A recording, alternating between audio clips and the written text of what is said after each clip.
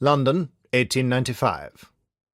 Benjamin Watson folded his arms over his broad chest and peered at Anubis, god of funerary rites and guide to the underworld, with its black human body and jackal's head, collar necklace painted in gold and gems, gazing forever forward, unblinking, unmoving. It still gave Ben the chills.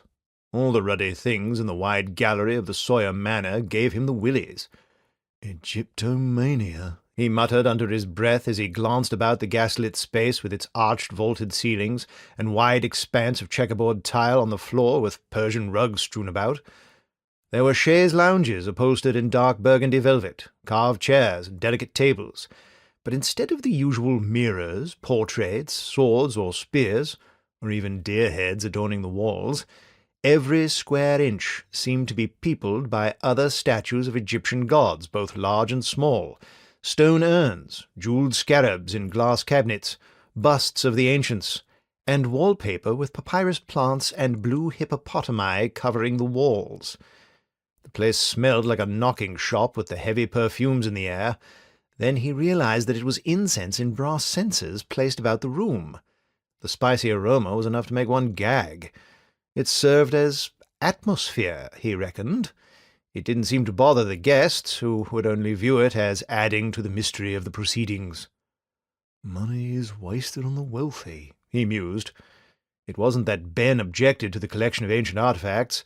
He found it illuminating, in fact, this study of the past. But what was dredged up from antique burials certainly wasn't proper to have in one's house. It was unsanitary. Better left to museums. Tim Badger sidled up to him with a barely concealed grin. "This is the strangest thing we've had to do yet, eh?" Ben agreed with a nod.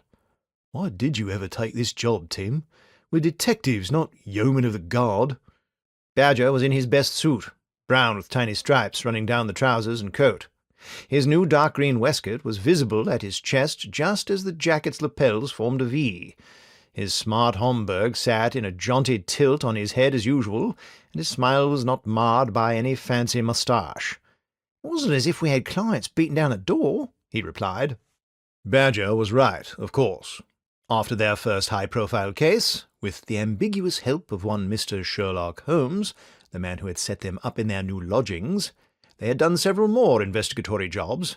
Those first exploits showed up in the papers with all the exciting prose worthy of Dr. John H. Watson's.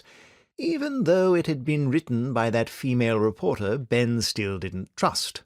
But they needed more.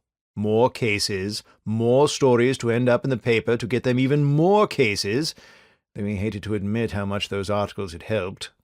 Still, Ben mused, this arrangement where Holmes paid the lion's share of their upkeep by benefit of Tim Badger once being one of his Baker Street irregulars certainly benefited Ben, who could never have hoped to move up to Soho so quickly, and with a maid and all that.